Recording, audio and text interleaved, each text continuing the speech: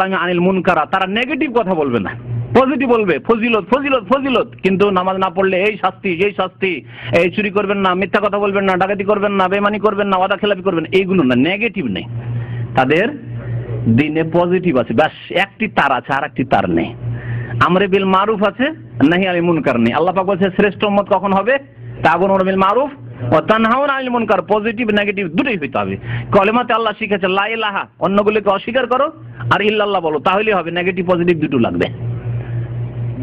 এরা কোন যে কবরের পাশে থাকে, মাজার পূজা হচ্ছে না, ওইটা বলা যাবে না, এটা বললে ঘৃণা ছড়াবে, এটা বলে লোকজন দূরে সরে যাবে, বলতে হবে না, শুধু আসেন আসেন আসেন বলতে হবে। 7 নম্বর হয়ে গেল। 8 নম্বর বলছে মায়া কফি মিন বাযিহি মিনাল ইজাব বিন নাফস ওয়াল গুরুর, তারা যদি এক দুটো চিল্লা দিয়ে দিতে পারে তো আত্মহংকারে ফুলে উঠে, আমি চিল্লা দিয়েছি আর কি, চিন্তা নেই, আমি তো যাবই যাব, আরো কত কাকে নিয়ে যাব। তো এইরকম আত্মহংকার চলে আসে। ওয়াইয়াদি বিহি যালিকা ইলা ইজদিরা গায়রি, এই জন্য অন্যদেরকে তুচ্ছ মনে করে, জিজ্ঞাসা করে ভাই সময় লাগিয়েছেন, যদি মনে করেন আমি সময়, বলেন যে আমি সময় লাগাইতে পারিনি, তা আপনাকে একেবারে তুচ্ছ মনে করে, আপনি এই সময় একটা চিল্লাও সময় দিতে পারেননি, তাহলে কেমন মানুষ আপনি, কেমন মুসলমান আপনি, তুচ্ছ মনে করে। শেখ মোহাম্মদ সালেহ মোনাজ্জেদের ভাষায় বলছি, যাতে করে আমার কোনো তহমত না লাগে যে কথাগুলি বাড়াবাড়ি মিথ্যা। তারা তিক্ত অভিজ্ঞতার পরে আর অনেক রিপোর্টের পরে ফতোয়াতে লিখেছে। 8 নম্বর দোষ। 9 নম্বর জাআলহুমুল খুরুজ লিদ-দাওয়া আফজাল মিন কাসীর মিনাল ইবাদাত, তাদের কাছে এই তবলিগের চিল্লাতে বের হওয়া বহু ইবাদত চাইতে উত্তম, যেমন জিহাদ চাইতে উত্তম, তারপরে ইলম শিক্ষা চাইতে উত্তম, মাদ্রাসায় গিয়ে ইউনিভার্সিটির দিকে ওইসব বাদ দাও, চলো চিল্লাই। অনেক সময় ফরজ শিক্ষা বাকি আছে, কিন্তু না, ও নিয়ে যাবে চিল্লার বিদাতে নিয়ে যাবে, এসব করে। 10 নম্বর জুরআতু বাযিহিম আলাল ফাতওয়া ওয়া তাফসীর ওয়াল হাদিস, তারা ফতোয়া তাফসীর আর হাদিসের ক্ষেত্রে তাদের দুঃসাহসিকতা খুব বেশি, যেই সেই তাদের ফতোয়া দেয়, যেই সেই তাদের দর্শ দিতে লাগে, অথচ কিছুই জানে না। যদি বলেন পড়াশোনা, বলছে ভাই আমি রিটায়ার হয়ে এসেছি, এটা সরকারি অফিসার ছিলাম, ঘুষ টুস অনেক খেয়েছি, খাওয়ার পরে চিন্তা হয়েছে যে এগুলো উগলে কেমন করে ফেলবো, এত লাখ টাকা তার উগলানো যাবে না, তো কাফারা কোথায় হবে, বড় বড় নেকির অঙ্ক তো এই তবলিগ জামাতে আছে, চলে এসছে। আর বলতে পারে বাকপটু, ও বক্তব্য করা শুধু আরো দেওয়া শুরু করেছে, এলএম কিছুই নেই। 10 নম্বর তাই বলছেন। 11 নম্বরে 11টি বলছেন। 11 নম্বর তাফরিত বাযিহিম ফি হুকুকিল আবনাই ওয়াজ জাওজা, তাদের অনেকেই ছেলে মেয়েদের খোঁজ নেয় না, স্ত্রীর খোঁজ নেয় না। আর বাস্তব সত্য, মদিনার এক ঘটনা আমি অনেকবারই আপনাদেরকে বলেছি যে 2 সাবালিকা মেয়েকে রেখে ইউরোপ আমেরিকা পশ্চিমা দেশে তবলিগে চলে গেছে, আর বাকালে গিয়েছে, আর দুষ্ট যুবকরা টানাটানি শুরু করেছে, জায়েজ হারাম কাজ। তারপরে কিছুদিন আগে আমাদের ইউপিএম এর এক ভাই শোনালেন যে তার এক আত্মীয় আছে, এই তবলিগি ছিল, অস্ট্রেলিয়াতে আছে। অস্ট্রেলিয়াতে সেখানে বাংলাদেশি তেমন নাই, আশেপাশে পাড়া প্রতিবেশী সব অমুসলিম, সেখানে তার স্ত্রীকে ছোট ছোট বাচ্চাকে রেখে দিয়ে চিল্লায় কোথায় কোথায় চলে যায়। জায়েজ? কাফেরদের মাঝে আপনার একটা স্ত্রী আর নাবালক নাবালিকা ছেলে মেয়ে, তাদেরকে রেখে দিয়ে চিল্লায় চলে যাবেন, জায়েজ? ফরজ ওয়াজিব বাদ দিয়ে আপনার স্ত্রীর হেফাজত করা, আপনার ছেলে মেয়েদের হেফাজত করা, চোর ডাকাত থেকে আর লম্পট লুচ্চাদের থেকে হেফাজত করা ফরজ কাজ। আর ওইটি যদি কোরআন সুন্নাহ মোতাবেকও করতেন তবুও সেটি মুস্তাহাব বা সুন্নত কাজ হইতো। আর যেই তরিকায় করছেন সেই তরিকা তো বিদাতি কাজ, চাচ্ছেন বিদাতি কাজে আর ফরজ ওয়াজিব তরক করে। এই 11টি ত্রুটির কথা আল্লামা মোহাম্মদ সালেহ মুনাজ্জেদ হাফিজাহুল্লাহ তাআলা এখনো জীবদ্দশায় রয়েছেন, খবরে রয়েছেন, এবং তার বিশাল ইন্টারনেট প্রোগ্রাম রয়েছে, ইন্টারনেটে ইংরেজিতে এবং এতে আরবিতে কাজ করছেন। আমাকে বাংলার কথাও বলেছিলেন, কিন্তু আমরা আমার হাত পা বাঁধা চাকরিতে আছি। উনি বলেছিলেন, ওনার পক্ষ থেকে এসেছিল যে প্রস্তাব যে যদি বাংলায় আমাদের সাথে কাজ করতে পারেন তো আসেন। যাই হোক, তো এই আরো লম্বা আরো বেশ কিছু আলেমদের ফতোয়া উনি উল্লেখ করেছেন। এর রেফারেন্স হচ্ছে তার ইন্টারনেটের ওয়েবসাইটের নাম হচ্ছে আল ইসলাম প্রশ্ন উত্তর, আল ইসলাম প্রশ্ন উত্তর, আল ইসলাম সওয়ালুন ওয়া জওয়াব। সেখানে বলছেন আল্লাহু আ'লাম। এই 11টি তাদের ভুল ত্রুটির কথা উল্লেখ করার পরে বলেছেন আল্লাহু আ'লাম, সাল্লাল্লাহু আলা নবিয়িনা মুহাম্মদ ওয়া আলা আলিহি ওয়া সাহবিহি আজমাইন। বাকি ইনশাআল্লাহ তাআলা আগামী সপ্তাহগুলিতে ফাজাইলের কিতাবগুলি থেকে বেশ কিছু কিসসা কাহিনী অথবা জাল কথাবার্তা শোনাবো। যে 90,000 আল্লাহ ভালো জানে, আল্লাহ ভালো জানে।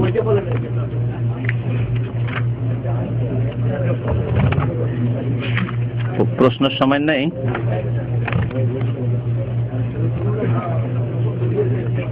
জি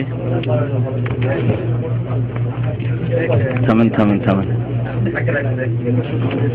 হাত বের হওয়ার যে ঘটনাটি আছে, হাত বের হওয়ার ঘটনা ফাজাইলে হজে রয়েছে, ফাজাইলে হজে ওখানে বিস্তারিত রয়েছে। আর এই ফাজাইলে দুরুদেও হাত বের হওয়ার ঘটনা রয়েছে, এখানে উল্লেখ করেছেন। এখানে এই ফাজাইলে দুরুদ 138 পৃষ্ঠায়, 138 পৃষ্ঠায় এই ফাজাইলে দুরুদে ঘটনাটি উল্লেখ করা হয়েছে।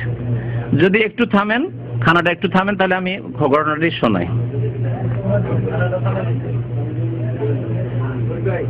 বলছে হযরত জামি এই কাসিদা লিখার পর একবার হজে রওনা হইয়া গিয়েছেন। তাহার ইচ্ছা ছিল মদিনা মুনাওয়ারা পৌঁছিয়া হুজুরে পাক সাল্লাল্লাহু আলাইহি ওয়াসাল্লামের দরবারে এক কাসিদা পাঠ করা। কাসিদা কবিতা, এও পাঠ করছে, জামির ঘটনা এটা একটা। হজ আদায় করার পর তিনি যখন মদিনা শরীফ জিয়ারতের ইরাদা করলেন, তখন মক্কা শরীফের আমির হুজুর আকরাম সাল্লাল্লাহু আলাইহি ওয়াসাল্লামের জিয়ারত লাভ করলেন। সব স্বপ্ন দেখে হুজুর সাল্লাল্লাহু আলাইহি ওয়াসাল্লাম তাহাকে ইরশাদ করিতেছেন যে জামিকে মদিনা আসিতে নিষেধ করো। মক্কার আমির তাহাকে নিষেধ করিয়ে দিল, কিন্তু তাহার মধ্যে শৌক ও মহব্বতের জজবা এত প্রবল ছিল যে তিনি গোপনে মদিনা মুনাওয়ারা রওনা হয়ে গেলেন। আমির মক্কা দ্বিতীয়বার স্বপ্নে দেখলেন যে হুজুর সাল্লাল্লাহু আলাইহি ওয়াসাল্লাম ইরশাদ করিতেছেন যে সে আসিতেছে, তাকে আসিতে দিও না। আমির মক্কা তাহার পিছনে লোকজন দৌড়াইল এবং তাহাকে ধরিয়া আনিল, জোর পূর্বক তাহাকে জেলখানায় বন্ধ করিয়ে দিল। ইহার পর আমিরে মক্কা তৃতীয়বার হুজুরকে স্বপ্ন দেখিল যে ইরশাদ করিতেছেন যে আমি কোনো অপরাধী নয়, সে কিছু কবিতা লিখিয়াছে, তাহার ইচ্ছা ছিল যে ওইগুলি আমার রওজার পাশে আসিয়া পাঠ করিবে। যদি সে ইহা করে তবে কবর হইতে মুসাফার জন্য আমার হাত বাহির হইয়া যাইবে, যার দ্বারা ফিতনা হওয়ার সম্ভাবনা আছে। ইহার পর আমির তাহাকে জেল হইতে বাহির করিয়া বহুত ইজ্জত সম্মান প্রদর্শন করিলেন। এই কিচ্ছা আমার শোনা এবং স্মরণ থাকার মধ্যে কোনো সন্দেহ নেই, শোনা এবং স্মরণ থাকে কোনো সন্দেহ নেই, শুনে শুনে বয়ান করছেন। তবে বর্তমানে আমার দৃষ্টিশক্তি দুর্বলতা আর অসুস্থতার জন্য কোন কিতাবে দেখিয়া হাওয়ালা দেবার সামর্থ্য নাই। হ্যাঁ, পাঠকদের মধ্যে যদি কেউ কোন কিতাবে এই ঘটনা পাইয়া থাকেন তবে আমার জীবিত অবস্থায় আমাকে নিশ্চয় জানাবেন, আর আমার মৃত্যুর পর হইলে কিতাবের টিকায় লিখিয়া দেবেন। কিতাবের কিচ্ছা কাহিনী তাও কিতাবও জানা নেই যে কোন কিতাবে পড়েছেন না শুনেছেন। এই কিচ্ছার কারণে এই অধমের খেয়াল সেই কাসিদার দিকে যাইতেছে যে এই ঘটনা কিছু অসম্ভব নয়। কেননা অন্য একটি ঘটনা মশহুর এখন শোনা মশহুর রহিয়াছে যে বিখ্যাত সুফি হযরত শেখ আহমদ রেফাই যখন 555 হিজরিতে হুজুরে পাকের জিয়ারতের জন্য হাজির হন, তখন কবর শরীফের নিকট দাঁড়াইয়া দুইটি বয়াত পড়িয়েছিলেন। বয়াত শোনাইলাম না? হ্যাঁ, রূহ এসেছে মদিনায় পড়িয়াছিলেন। তখন কবর শরীফ হইতে হাত মোবারক বাহির হইয়া আসে, যাহাকে তিনি চুম্বন করেন। ফাজাইলে হজে এই ঘটনা বিস্তারিত বর্ণিত আছে। রওজায়ে পাক হইতে সালামের উত্তর আসার আরো অনেক ঘটনা বর্ণিত হয়েছে। শুধু হাত বেরিয়ে আসে না, আর সালাম ওয়ালাইকুম আসসালামের জবাব তো অনেকেই শুনেছে।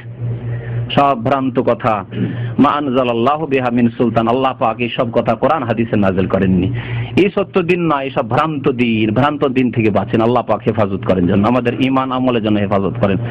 সুবহান রাব্বিকা রাব্বিল ইজ্জাতি আম্মা ইয়াসিফুন ওয়া সালামুন আলাল মুরসালিন ওয়ালহামদুলিল্লাহি রাব্বিল আলামিন। একটা প্রশ্ন আছে, তাবিক জামাতের আমির আব্দুল হাই আমাদের ক্যাম্পের জুমা মসজিদের ইমাম, সেখানে সে খুতবা দিকে বলে রাসূল দুজাহানের বাদশা, এখন তার নামাজ পড়া যাবে?